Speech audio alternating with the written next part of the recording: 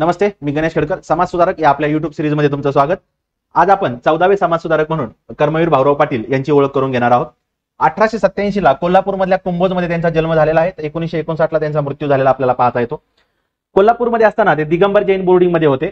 काही कारणामुळे त्यांना बोर्डिंग मधून बाहेर काढलं होतं। ते कारण काय आहे? मिस क्लार्क हॉस्टेल जे अस्पृश्य मुलींसाठी होतं त्याच्या उद्घाटनाच्या कार्यक्रमाला गेले आणि त्यांच्या हॉस्टेलच्या रेक्टरनी त्यांना तिथून आल्यानंतर आंघोळ करायला सांगितली होती, परंतु त्यांना नकार दिल्यामुळे त्यांना हॉस्टेलमधून काढलं होतं। छोटी गोष्ट आहे, त्याच्यावर पण आयोगाने आपल्याला क्वेश्चन विचारलेला आहे। त्यांना जेलची शिक्षा झालेली आहे। 7वा एडवर्ड जे आहे त्यांच्या पुतळ्याला डांबर फासलंय अशा खोट्या आरोपावरून त्यांना शिक्षा झालेली पाहता येते। संस्कृतच्या शिकवण्या म्हणजे क्लासेस घेतलेले आहेत, हे मुद्दाम दिलेलं आहे। आपल्याला विचारलं जातं कोणकोणत्या भाषा येत होत्या, त्या अनुषंगाने ते आपण कव्हर केलं आहे।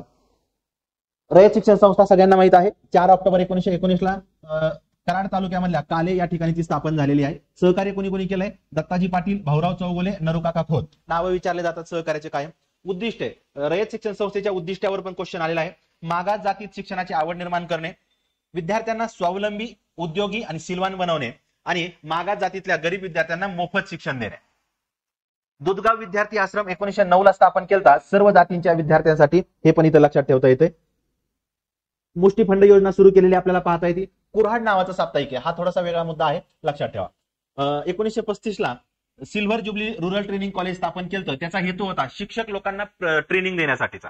त्यांना 1959 ला पद्मभूषण हा पुरस्कार दिलेला आहे आणि पुणे विद्यापीठाने त्यांना डीलिट ही पदवी दिलेली पाहता येते। ह.रा. महाजनी यांनी भाऊराव पाटलांना महाराष्ट्राचे बुकर टी वॉशिंग्टन असं म्हटलेलं आपल्याला पाहता येतं। थँक्यू।